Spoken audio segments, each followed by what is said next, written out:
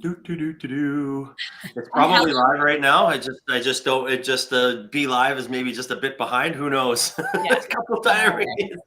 Oh, I know there's it's probably live right now. Hey, good morning, everybody. Welcome to another Telling It Like It Is. My name is Jade Alberts, the founder of Pure Guidance. We're a purpose before profit company that love to give back, love to help. And if you're looking for it, please reach out. Scrolling across the bottom is our final Thriving Minds mental wellness course for entrepreneurs. The link will be up there shortly. Please click on it. It's a journey you don't have to take alone. Come meet some other people that have had some successes, but are also sharing some of their vulnerabilities during this process. And of course, yesterday we launched our first education session with Osler's law firm. Michael Grantmyre and the team there were awesome. You can come in every Tuesday right now from 10 to 1. I'll put the link up there that you can email, book an appointment, and you just get some free advice from everybody. But now we're going to be talking about selling. I love selling. I love people that have bootstrapped their business because I've done it and I love it. So, Sally, thank you so much for joining me today. How are you? I'm well, thanks. Thanks so much for having me. I really appreciate it. How are you doing? Oh, well, it's a snowy Wednesday. Got my shoveling in, rolled my ankle last night at squash. So, hey, it's just a regular day, I guess. You know what? I know everyone's kind of mad at the snow. They were over it, but I like it. I'm okay with like the cozy vibes, the fireplace going. Like, I don't know. I'm a winter fall girl, I think. I don't mind the snow and things like that as well. Like I'm not gonna lie. Like I tell people I'd rather cut grass than mow lawn, but that's just or Yeah. shovel snow than mow lawn. So I do like that. Yeah. I think it's an unpopular opinion, but I share it too. Oh, exactly. So I want to kind of I mean, we were lucky enough to meet some time ago, and we've had a lot of great conversations over the last probably year and a bit when we met through platform, one of their programs, whether it was Discovery or the Catalyzer program. But you have a great founding story, and I love people that and what you're doing when it comes to helping small businesses get their product out there, sell their merch. So please, why don't you share a little bit about your background and why you founded the virtual market? For sure. So a little bit about my background is I am from Newfoundland and found myself living through different parts of Canada and fell in love with Calgary. And so threw up a home here. I've been called Calgary my home for just over 16 years now. So it's definitely home. Um, and so I spent the majority of my career working in banking with a major focus on small businesses. I worked in commercial banking for a little while, but that definitely wasn't where my heart was. I really enjoyed working with entrepreneurs, people starting out their businesses, and people that were really like passionate about what they were doing. I never felt like I was brave enough to do that myself, but I was always fascinated by it. And something about building a business and reading financials, and it just like made sense to me. Yeah. And so, I feel like I got to dip my toe into that world without having a lot of the risk that we know is associated with starting your own business. So it was kind of the best of both worlds. And then I had kids and stayed at home for a while. And then COVID hit, and it was like, the whole world shut down, and we all kind of reevaluated what we were doing and what our focus was and where our values lied. And so, this kind of passion of mine turned into a small business kind of accidentally. I guess the founding story is that one day, myself, I've always been a huge advocate of small shops. I love to go to in-person markets, and I love buying gifts from there and receiving gifts from there. And so COVID hit, and it was the very first Christmas of COVID, Yeah. and we had gone through so many ups and downs in the economy and rules changing, and everyone was excited. Yeah, okay, summer, we were getting some freedoms back, and people were able to mingle, and markets were being had again. And I think that was a really exciting time for makers and artists. Okay, this Christmas is going to be good. It's been a crappy year, but at least we'll have Christmas. And it was mid-November, and my local community association had sent out an email to all of the residents saying like, hey, our annual craft fair this year is canceled. We're not going to be able to host it. And, the rules around who can gather and, under one space and that stuff have changed again. And so having a market, an in-person market, we're not able to do it.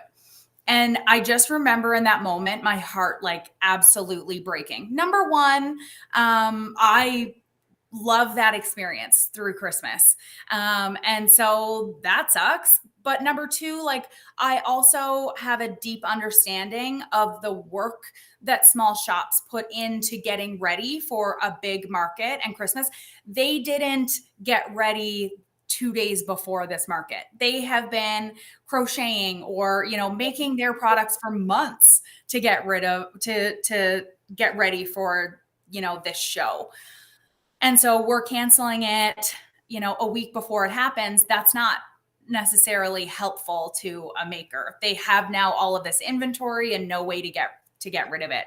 Yeah. And by this time we had seen, shopping online was really like, in an upward growth, and people were building their websites, but they weren't getting traffic to them. They weren't seeing the sales. So what could we do? At the time, I ran a few Facebook communities anyway. And so I was like, you know what? I feel like I can throw something together online to make it easy for people to be able to find these shops, because we're not able to find them. Shopping local and shopping from these handmade shops is too hard. So how can we make it a little bit easier? And so I thought, you know what, I'll just start a little Facebook community and see how it goes. I already know I can do that. I already have a bit of an audience. And so, so that's what I did. I started a little community on Facebook. My original goal was like, if I can get 30, maybe 40 vendors and like 500 shoppers, I feel like we could, really support some makers out there, and that would be awesome. So I kind of threw that together, and within 6 weeks, we had like 900 makers and like 18,000 shoppers, and people were making like hundreds of sales. It was insane. The feedback was amazing. People were like, I've been able to pay my mortgage. My kids are getting a Christmas because of this virtual market. And it was the greatest thing.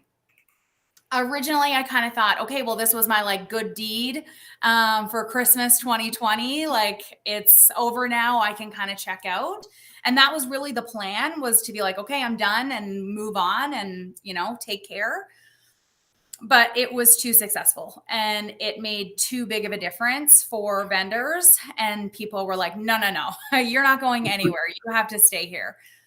And so that became okay, we're going to make this a little bit, of a long-term thing and see how this goes. And that's how it started. And that's how, why we're still here 4 years later, because we're still making an impact.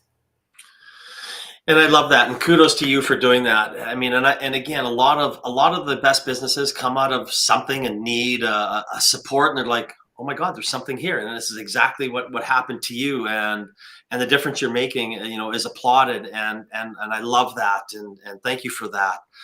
So I mean, I know you bootstrapped, and we'll get into a little bit of that down the road, but I want to talk about this process a little bit for the vendors. I mean, for people to go and get them, we understand like B2C, and they can come and shop and do that. If you want to touch on that, that would be great. But let's talk about what type of vendors that you use, what type of ones that can log on, the process for them, how easy it is. So if any of them are listening right now, again, you can go right to the virtual market and sign up and get the information. It's it's in the comments section. So please share that, Sally. For sure. So making it easy for vendors has been a goal. They spend a lot of time trying to promote themselves and do their social media and, keep up on just like making orders. And so we needed to make the process as easy as possible. And so you go to the website, you click sell now, and you can go through an online application system that we have approved and get you active building your shop within 24 hours. So that process is super easy. In terms of who can sell on the platform, it's people that make their own stuff or curate their inventory. So we don't do resellers. If you see something cool and somebody else made it, it's not going to be you can buy from them and resell it on our platform. That's a big no. It's definitely no drop shipping. We really want this to be a space where people are taking things from their community, making them, and sharing it with the people who live with them. So a very simple process, walk through it. They get a hold of you. Is it in 24, is a process for 24 hours? How long does it take for them to, maybe let's just say they have, maybe have a couple products or things like that. Does it take longer if they have one product, or does it take longer, more to get everything set up if they have a couple hundred SKUs? Yeah, for sure. So we have a couple of ways to build a shop. So one is very similar to building a Facebook album. So if you've made a Facebook album with photos, then you can very similarly make a shop with a virtual market on our platform. We know that system works well and that people are comfortable with it. So we really tried to mirror that when we built the platform for vendors. The other way is CSV forms. So a lot of makers who are on Etsy or who have their own website have this form to be able to make changes to products and hundreds of products at one time.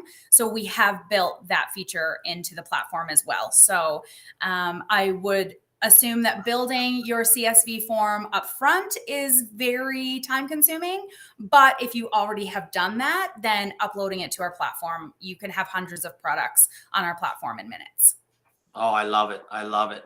And again, for anybody that wants more information, just click on the link in the comment section, thevirtualmarket.ca, and you'll be able to check them out right away. So I guess, maybe I do want to touch on the buyer process a little bit and talk about that and how you help the vendors. So if I go on there and I want to buy, from somebody local, is it very simple? Like, talk about a little bit of the transaction that you can, when you help the businesses as well. For sure. So yes, it's meant to be super easy. It's very similar to Amazon, and it is a multi-vendor platform. So when I go to shop on the virtual market, I'm just shopping. I can shop by vendor, or I can shop with different products. I can add a product from 15 different vendors, add them to my cart, and check out one time. So it's not like, okay, I want to buy this and this and this, and I have to check out. It's just one. And we've automated that. So the customer has no indication that they've shopped from 15 different people, So it's super easy and smooth. When we first launched, we did have a few bugs with the account creation for shoppers, but happily we just did an update right before Christmas, and that process is super streamlined right now, and shoppers are finding it super easy to build their account and check out. The reason we have people build accounts is because we have certain fail safes for vendors. One of the issues that they have on other platforms is reviews and being able to manage bot reviews. That's great when you have a platform that, prioritizes reviews, but when a major portion of those reviews aren't real, that doesn't really help the little guy, because they couldn't spend $15,000 in getting 5,000 five-star reviews to rank at the top. So what can we do as a platform for real people, real small shops? And so one of the ways that we have supported them is only verified shoppers are able to leave reviews. And so in order to do that, you have to have an account so that we know you've shopped from them and are eligible to leave them a review. Well, I do like that. Yeah. Because nothing drives me up the wall. I mean, to me, Google reviews are useless because it's just like, oh my god, Yeah. like I don't even trust what's even in there anymore. Right. Right? Yeah. Like Anyone it's can leave a review. garbage. Yeah. And at least this way, it's somebody who has actually shopped from them and they Yeah. have real feedback. Yes. And so, yeah, so that was one of the reasons, because people kind of say, well, why can't I check out as a guest? Why do I have to create a profile? Well, that's why, because it's a way that we protect our vendors.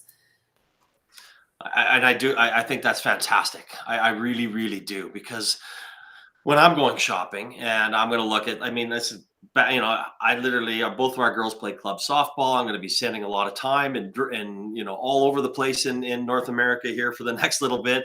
I'm like, I am buying myself a really good freaking chair. I'm not spending the $300 on a Yeti chair because that's just stupid. Right. But I spent about 3 hours and the girls are laughing at me. And I was like, okay, I found it. One that's a little bigger. I can kind of move around in. It's not going to dig into my legs. And I'm watching videos on how people are sitting in them. And they're like, God, you're an idiot, Dad. Like, come on, just buy a chair. They're all the same. Oh, no, I found one. And then, of course, I found it. And it was expensive. But then I found one cheaper. And then I was like, it showed up. And they're like, oh, my God, Dad, this is like the best chair we've ever had. I'm like, I know. Yeah. It's amazing. Right. But I went to the reviews and then I was looking at them and then of course it was just all over the map. And it's just like, I just don't trust any of them. Even the good ones, I don't even trust. So it's Right. kind of do your research and figure it out. So I love the fact that it is verified. Yeah. Yeah. So that was something that was important to vendors.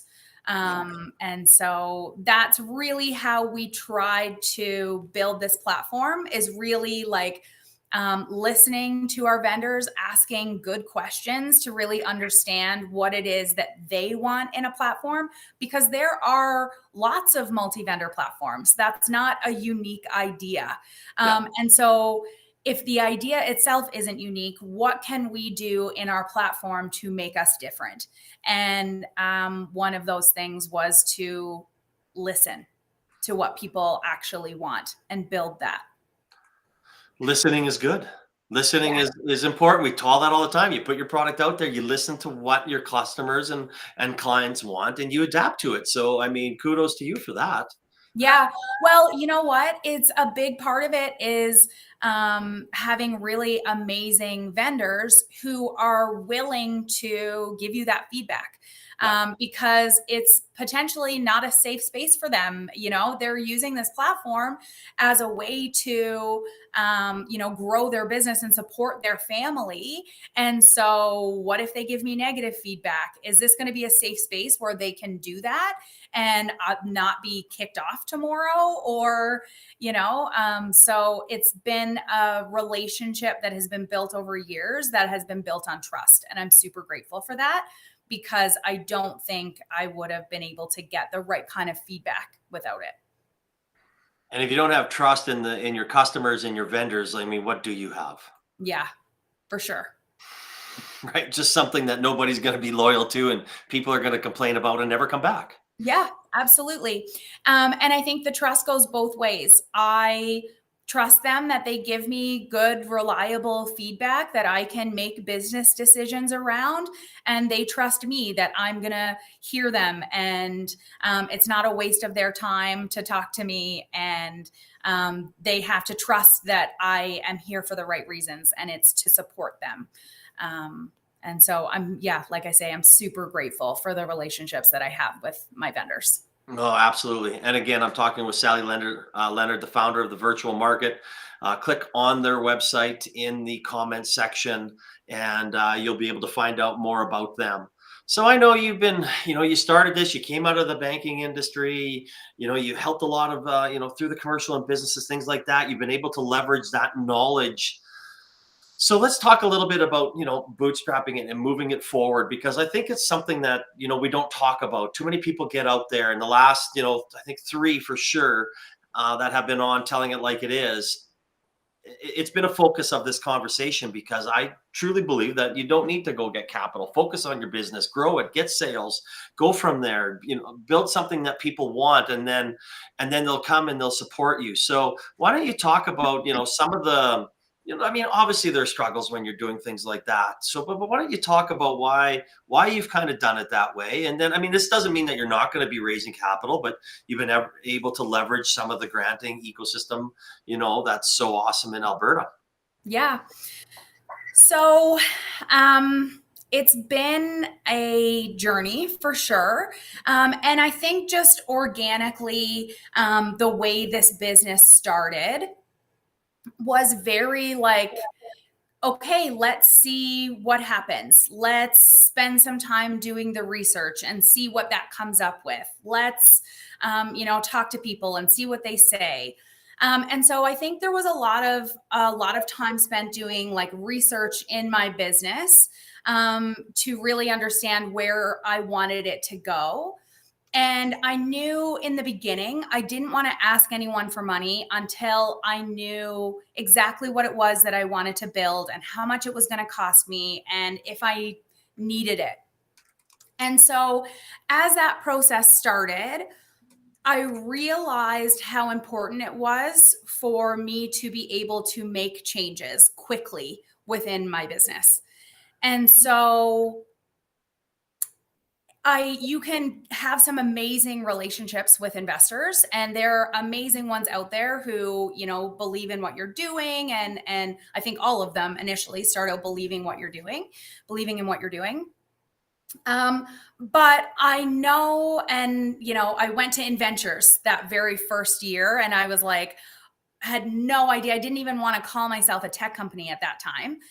We had like just launched like a bare bones website. And I was like, you know what? I'm just going to go to this and immerse myself in it and see.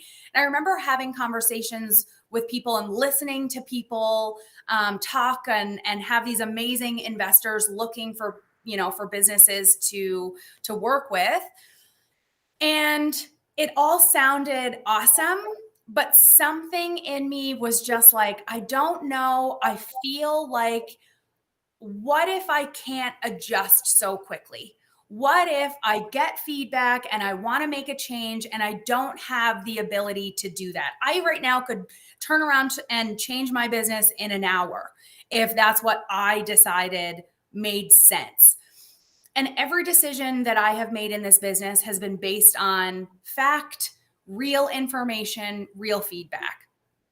So I haven't made decisions willy-nilly, but I've made them quickly and decisively. And I knew that that was one of the reasons why I was able to continue success through hiccups. And if I was worried that if I opened an invitation for an investor, that it would hinder that. It would hinder my ability to do that. In the beginning, I did have a couple of people reach out who wanted to work with the business, and I kind of entertained that for a little bit. But there were always little things that I was like, I don't know if we're completely aligned on this. I don't know if you understand what I'm saying. I don't know. And so with that, I was just like, you know what? I think I'm just going to keep going. I think I'm just going to keep going on my own. And yeah, it means it takes me a little bit more time, but at least I know in the end, I can build what I want to build. And so that was a big reason. So then I focused a little more on grants. And the grants is like a whole beast in itself. And I probably focused a little too much on grants in the beginning. But I learned quickly that they're very sexy and they don't necessarily pay out in the end. And so I, kind of after, like I say, a little too long maybe on one of them, I learned from that too. And was like, yeah, you know what? I need to build a business. I'm going to focus on putting my time into building revenue because that I know I can somewhat control. And the grants and investments, I can't really. So I'm going to focus on what I can control. And that was building income. And as it should be. And I mean, as Denise would know, the Grant Sherpa, who we love, and I think is the most important person in our ecosystem. Grants are their own beast.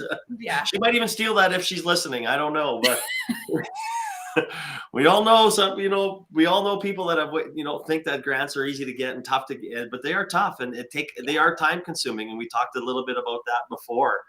They And are it's important. so alluring. The idea of free money. Are you kidding me? There's nothing better than that. Nothing better than free money. There's no such thing as free money. Yeah, exactly. But no, I mean, and again, kudos to you, and for starting this, and I love what you're doing. I love that you're helping small businesses. Again, for anybody who wants any more information, just click on the website in the comment section, thevirtualmarket.ca. So I know now that you're going and you're moving your business forward and you're expanding. So what's next for yourself and the virtual market? Yeah.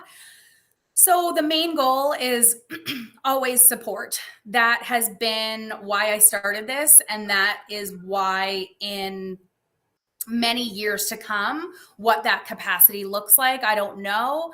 But that will always be the focus of what I do and how I operate the virtual market. So over this year, after having launched the platform in April of last year, excuse me, we've been focused on growing our vendor base. And, one of the really alluring things has been like, okay, go across Canada and, take over Etsy and be this huge, multinational or at least international business. And something just felt kind of off about it. It was like, you know what? There are some really cool virtual markets that are operating in other parts of the country. There are some amazing brick and mortar shops who are doing amazing things. And what is our goal? Where do our values lie? And when I really thought about it, it wasn't trying to go in and take over the other virtual market that's out there. Instead, it's really like, how can I support someone?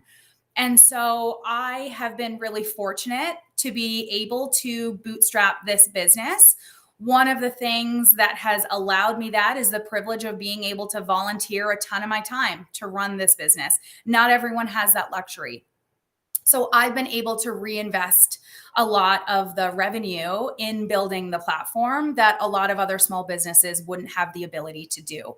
So what we're looking to do next is to really expand into how I can go about supporting those other places that are doing and supporting multi-vendor shopping in a way that we know the vendors want that's not currently available out there. So what does that look like? Maybe that's licensing out the software that we have built. Maybe that is creating workshops and speaking and, providing them emotional support. I don't know. I don't know what that looks like. I just know that support is where my heart is. And so making sure that my business objectives really fall in line with that is the number one thing. No, I love that. And moving it forward. And I like how you said volunteered my time. Yeah. Yeah. Right. Actually, to be quite honest, out of all the interviews I've done, 300 plus, I've never heard anybody say that in their own business that they volunteered their time. Yeah. I would love to sit here and say like, oh, I've been paying myself so well. But that would be a bold-faced lie. So. Oh my God, that's awesome. I might actually have to actually steal that. Oh, and right, Denise just made a comment. Yeah, you are right. They are their own beasts. So we do know that about grants. For sure. Yeah, but sure. No, it is great. And we look forward to know how you're going to do it, whether that be through licensing and helping others. But the more that we can share your platform for small businesses around the world or around North America, or even if it's just stays in our local community, it's made a difference in people's lives. And that's, in my opinion, the bottom line. So kudos to you and thank you for that. Thanks. I'm so proud of it. Oh, you should be. You should be. And it shows, you're glowing, you're smiling, the passion comes through when you're talking about it. It just, I got goosebumps. I'm so pumped right now. You're so nice. Thank you. Oh, I'm always sad when our conversations are coming to an end. And I've been asking this question again for a lot of episodes, and I never get tired of hearing it. And I'm excited to hear your answer. So, Sally, if you had one piece of advice for a startup entrepreneur or small business, what would that be? So I put a lot of thought into this, and I came up with two things. I hope that's okay. Oh, yeah, yeah. So the first one would be to automate as much as you can within your business, for sure, and automate immediately. There are so many amazing tools that you can use in your business. And the more you can automate, the better. Do not hire someone for a job that you can automate. So that would be number one. And then the other piece of advice would be do not spend more time looking for grants and investors than you spend actually trying to grow revenue in your company. Oh my God, are you after my heart right now?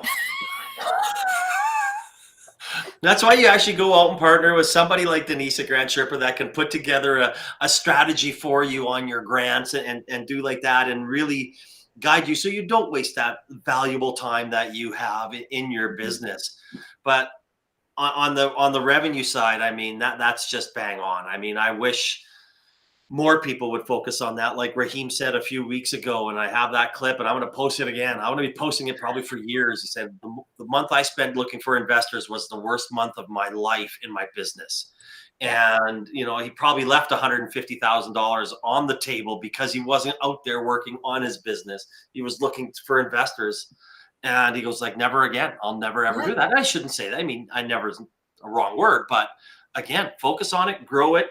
And then eventually when you get to a point, there might be a time that you want to bring in investors or a co-founder or whatever, or maybe at that point you don't need it. The banks will give you a business loan or whatever it may be. Yeah, exactly. I think it's really like putting the focus on growing your business, building something that makes you money is a lot more important than trying to sell an idea to someone. Absolutely. And I couldn't agree more. And I really like even people coming in here right now on LinkedIn. Thanks, Stephen, for that comment, right? Everyone loves that. Go get out there, sell, grow your business, show that it is a business. And you know what? Yeah, You don't build have a to, business.